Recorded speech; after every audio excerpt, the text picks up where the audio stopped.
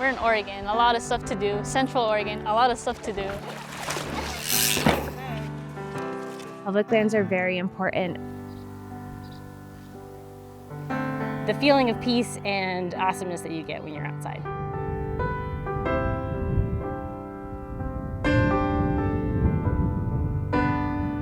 It's being able to interact with landscapes that you can see, but you see it from a completely different perspective when you're on a wall.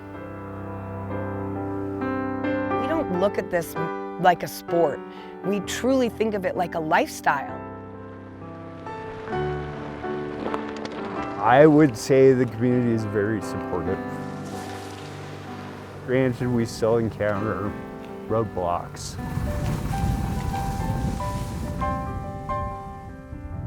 The dawning of a new day shines a light across the high desert,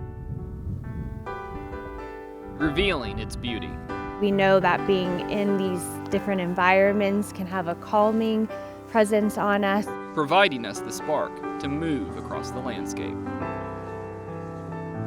Just being able to get the miles in is huge. So having access to be able to do that is huge. Thousands of acres of easily accessible public lands lie at Ben's back door. Plenty of pathways to run, pedal, ski, and explore. Wrapped in all those ways to recreate, there's a community of people stoked to get after it. But for some, stepping out the door into the great outdoors might not be so easy. There's a lot of things. We usually only think of costs when it comes to the barriers outdoors, but transportation is a big one. People don't always have access to it, or they're not as informed. Maybe because of like a language barrier. Let's be honest, Bend is super white, and so it's, I think if you are a person of color looking for that sort of community, it's gonna be really, really hard to find it. I've been in the bike industry for 22 years now, and in the first decade is when I sort of noticed that I felt like I was the only woman. Meet the people breaking those barriers, hurdling the roadblocks, and welcoming others into the natural world. The lack of diversity is certainly noticeable. More and more people, more and more diverse people are entering the outdoor space. So making sure that there's an organization or some sort of framework to show people that there is community for them, no matter what they look like. There's a national organization doing just that right here in Central Oregon. My name is Hannah Anderson, and I work with the Outdoors to Oath, an organization that is focused on providing people with a guidance on how to take action for the planet, inclusion, and adventure. Inclusion out here opens more eyes to the world around us, opens these experiences to more people. To try to break down those barriers in really small ways. Something as simple as sharing knowledge. Not just, for outdoor specific things, but it's just creating a better understanding of each other. Some of us haven't been sending it since we could walk. We come from different places, different backgrounds. I'm adopted, so I have a white family. And I think that the family I grew up in, generationally had camping experience. Whereas, a lot of people who grew up with me, who looked like me, or who were other people of color, didn't grow up with that generational, knowledge sharing. It's not just knowing how or where to start, but having the money to gear up. The economic cost or barrier is certainly one of the components of why we don't see more BIPOC individuals outdoors, or why we don't see more low-income families outdoors. And if the pitch isn't steep enough, there's outright discrimination. It might not be as prevalent to you if you haven't personally experienced it, or if you're not from a community that has been marginalized in the outdoors. Barriers the Oath is working to break through events, trainings, and online resources. There are organizations and people willing to stay in Bend and commit to building that community and building orgs that are going to help people, access the reason why most people move here. The natural world, bringing people together to recreate on the people's lands. On the public lands in Central Oregon, Steve Kaufman, Central Oregon Daily News.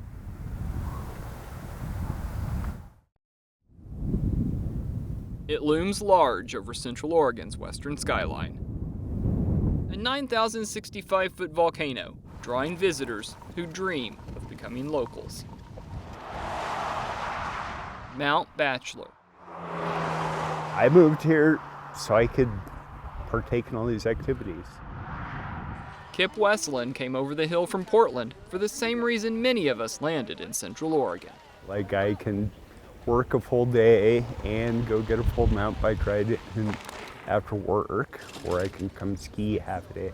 But Kip had another objective, different from most of us. I also moved here very intentionally to be part of Oregon Adaptive Sports. It's just a huge community of adaptive athletes. He was diagnosed with a progressive neurological disease when he was younger. So I wanted to do all this stuff, but I was losing ability to walk.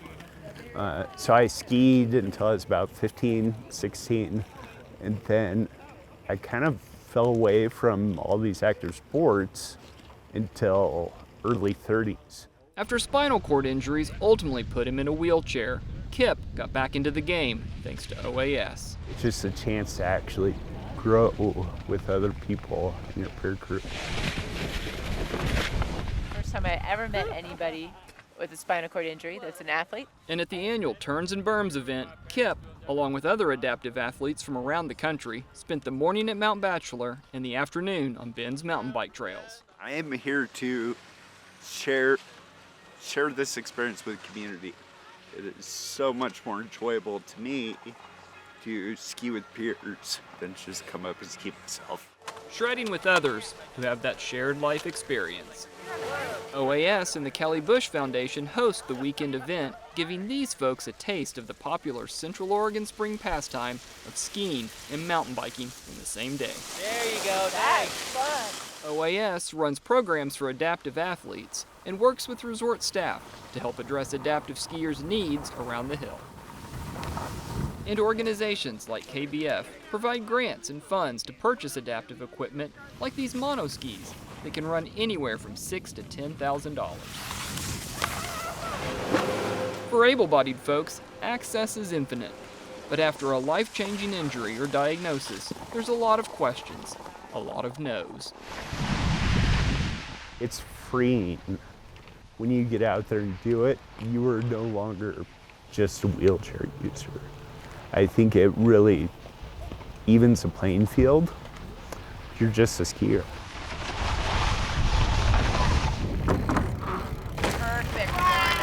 It was marketed as an extreme sport, and I think that was a big barrier for entry for women. Not having a community to enter into an intimidating sport like this can also be a barrier. Saddle up. Bend, push, yes, don't throw the body back. Camp is in session. Ladies All Ride is a series of mountain bike skills camps for women where we use mountain biking as our tool for growth and change. Lindsay Richter sees power in two wheels. The mountain bike can be a metaphor for life. We really like relating mountain biking to life to help women see just how it relates in terms of facing fears, learning how to look ahead to keep your wheels rolling, how to keep moving forward. Her cycling career rolled from racing to coaching over a decade ago. We're trying to be very blatant about the fact that we welcome all walks of life. Yeah, girl. The adrenaline-fueled sport mellowed into a form of recreation attainable to the masses. We want to make sure that people hear that they are welcome here and that they are in an environment where we hope they feel like they belong. Her vision to get more women on bikes has taken off. My goal was to invite more women into the sport, first and foremost, so I could have more friends to ride with. Now she's got riding partners at almost any trailhead she drops into. Chin, forward, more forward. Clinics are held all over the U.S. at some of the top mountain bike destinations. Push, return. Of course, Bend is a stop. Staffed with coaches and assistants to teach, inspire, encourage, and lend a hand. I got you. Yeah. Woo! The bike connects these women. It gives them something to explore together, enjoy together, work on together. creating a community of not-be-tired enthusiasts able to tackle whatever the trail throws at them. You don't have to make mountain biking extreme to get out on a bike, get out in nature, and build community around a sport that brings so many health benefits into our lives. From mountain to trail, these organizations work to welcome everyone outside. You're out of the saddle. Yes! To experience the sports that make Bend a hub for outdoor recreation. On the public lands in Central Oregon, Steve Kaufman, Central Oregon Daily News. In a classroom this beautiful, We do discuss all of the different plant life. it can be hard to pay attention. We'll talk about animal adaptations and how do they survive the winter. Lake and Bose gets kids outdoors through Discover Your Forest. The nonprofit partner of the Deschutes and Ochoco National Forest and the Crooked River Grassland. A public face to the bureaucracy of land management in Central Oregon. They are public lands. Public lands are for everybody. When we talk to youth about it, we come out and we say, who owns this land? And they give us a variety of answers, and we always flip it back and we say, you own this land, and so do we, and it's here for all of us to access. Last year, the organization got over 6,500 kids outside during their summer and winter programs. It's a lot of kids. Educational programs provided free of cost to students in the Jefferson, Crook, and Deschutes County school districts. Making sure that students have the opportunity to visit their public lands, learn about their public lands, and specifically learn about how are we impacted by these lands even if we're not accessing them every single day. Opening young eyes to the world around them with a lesson this outdoor educator hopes reaches the adults. Because attendance in nature's classroom is up. We do see that more folks are recreating in the outdoors post-pandemic, which I think is just a golden opportunity to share our public lands with more people so that they can get the same benefits that other folks who have traditionally had access receive. This is Lake Week, and so we're at Scout Lake today, just bobbing around the lake. It's a scene that plays out around the high lakes on the national forests in the Cascades. Tried to bring paddleboards out here, but usually the logs are enough entertainment. Veronica Vega has found the picture-perfect classroom for summer fun. We see the benefit by just having unstructured play outside. We think it opens up creativity pathways, just allowing kids to see what nature offers, being observers of nature, feeling a part of nature. Camp Chica gives these girls a taste of the outdoors. It's also just exposure and creativity of what could be possible. She started the camp a few years ago.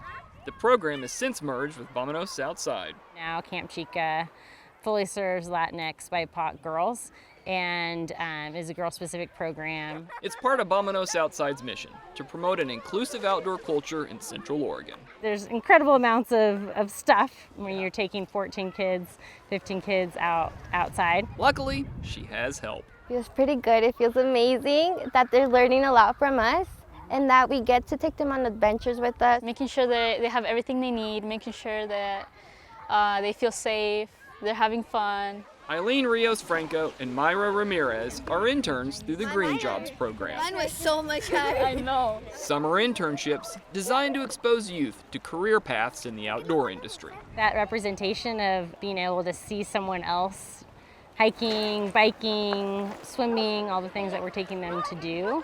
They have, someone older than them who looks like them. Role models for these day campers. That way they have like someone they can relate to. They see someone who looks like them, and most of us, we kind of grew up the same, like having immigrant parents and like growing up here.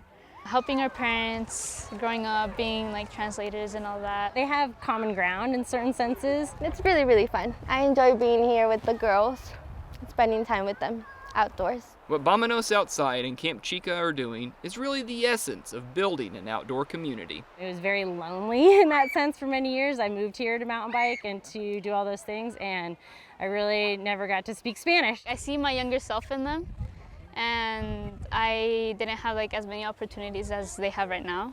So I really enjoy it.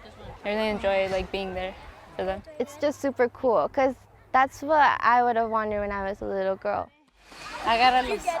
No, tú los dejaste. It really has given me a sense of community in the outdoors to be able to interact with families, not just kids, but families, multi-generation, and it's been really, really special.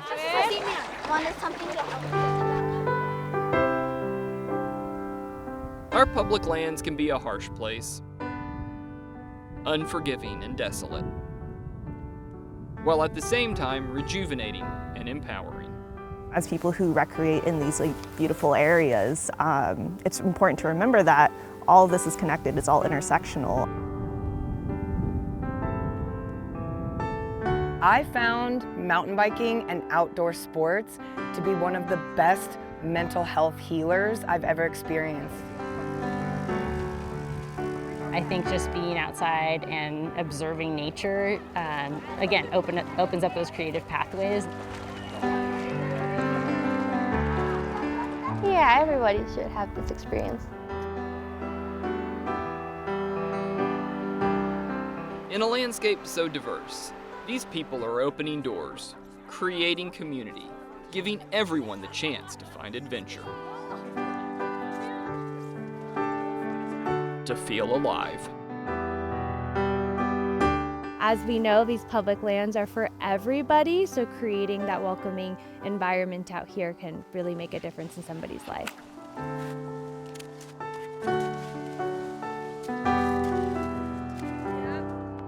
Before, when I would go to some of these trailheads, I wouldn't see many women. Now I feel like I almost see more women than men. I like seeing people who look like me being outside, enjoying the outdoors and everything. So it's freedom. On the public lands in Central Oregon, Steve Kaufman, Central Oregon Daily News.